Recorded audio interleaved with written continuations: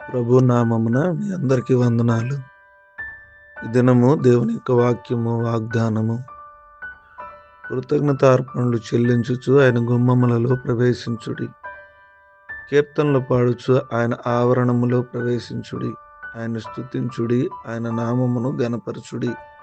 కీర్తనలు 100వ సంకీర్తన 4వ వచనం. దేవుడు నీకు చేసిన మేళ్లను బట్టి దేవునికి నీవు కృతజ్ఞత కలిగి జీవించాలి. దేవుని సన్నిధిలో నీవు సాక్షిగా ఉండాలి, భయపడకుండా.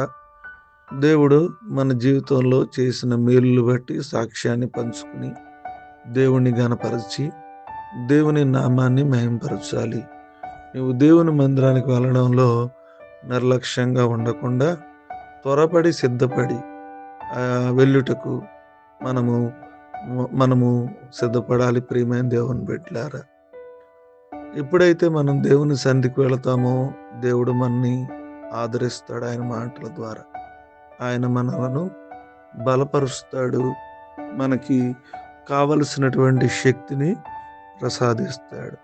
అందుకే దేవునికి వాక్యం సెలవిస్తుంది, కీర్తనలు పాడండి, కృతజ్ఞతాస్తుతులు చెల్లించండి, ఆయన గుమ్మంలో ప్రవేశించండి, ఆయన మనలను బలపరుస్తాడు. కొద్ది మాటలు దేవుడు మన వెనుకల్లో ఫలించి ఆశీర్వదించును గాక. ఆమెన్. తలలో వంచుకుందాం, కళ్ళు మూసుకుందాం, ప్రార్థన చేసుకుందాం.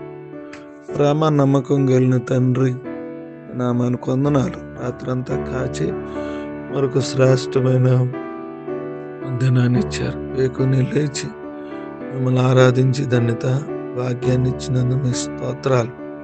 వాక్యం ద్వారా మాతో మాట్లాడారు. నేను కృతజ్ఞతాస్తుతులు చెల్లించాలని, మీ గుమ్మంలో ప్రవేశించాలని, మిమ్మల్ని స్తుతించాలి.